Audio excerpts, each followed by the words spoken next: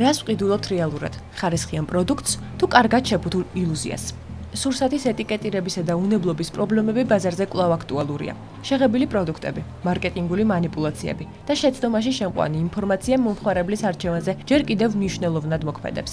ერთ-ერთ ყველაზე ეფექტურ მარკეტინგულ სტრატეგიად სპეციალისტები ეგრეთ წოდებულ ევროპული წარმოშობის ილუზიას ასახელებენ. შეფუთვაზე გამოყენებული უცხოური სიმბოლიკა, ევროპული დიზაინი და ინგლისურენოვანი თუ იტალიურ-ფრანგული დასახელებები მომხმარებლებში ავტომატურად ხარისხისა და სანდოობის აღქმას იწვევს. მიუხედავად იმისა, რომ პროდუქტის რეალური მწარმოებელი შესაძლოა სრულიად სხვა ქვეყანა იყოს. გარდა ამისა, თუ ადრე მომხმარებლის ყურადღების მისაპყრობად მთავარი აქცენტი მხოლოდ პროდუქტის ვიზუალურ ეფექტზე და შეფუთვაზე კეთდებოდა, დღეს კომპანიები უკვე ცხოვრების სტილის გაყიდვას ცდილობენ. თუმცა მსგავსი მარკეტინგული გზავნილები ხშირად პროდუქტის რეალურ კვებით ღირებულებას არ ასახავს.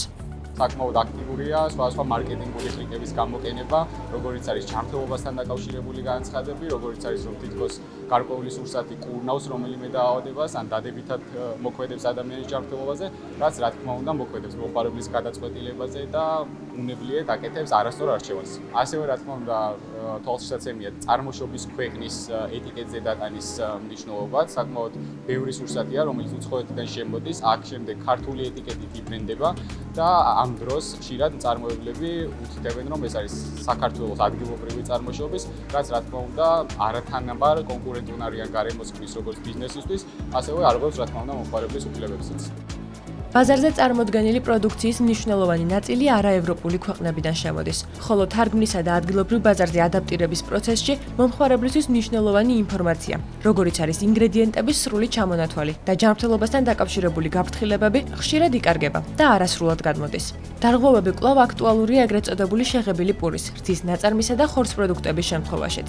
სახელწოდება ხშირად მომხმარებელში მცდარ მოლოდინს აჩენს. მაგალითად, როცა ეტიკეტზე აქცენტი საქონლის ხორცზე კეთდება, რიგ შემთხვევაში მისი შემცველობა შეიძლება სულ რაღაც 1%-ს შეადგენდეს.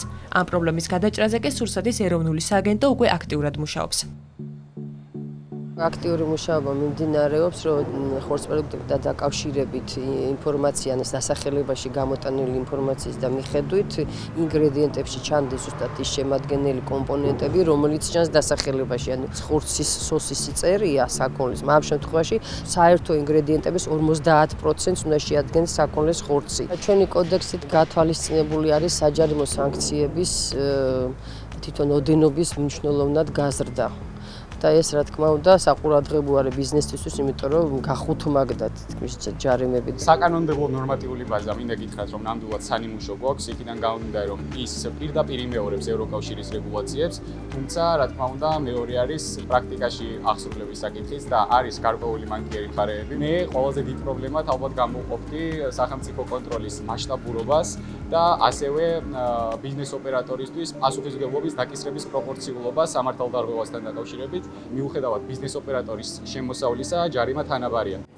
ცნობისთვის, გასული წლის პირველ კვარტალში სურსათის ეროვნული სააგენტოს მიერ 1250-მდე ადმინისტრაციული სამართალდარღვევა გამოვლინდა, მათგან 290 არასწორ ეტიკეტირებას უკავშირდებოდა. წელს გამოვლენილი პრეცედენტების რაოდენობა კი უკვე 700-ს აღემატება. სააგენტოში განმარტავენ, რომ სტატისტიკის ზრდა კონტროლის გამკაცრებასა და მომხმარებელთა გაზრდილ ცნობიერებას უკავშირდება, რის შედეგადაც ბაზარზე არსებული დარღვევები უფრო ხშირად ვლინდება.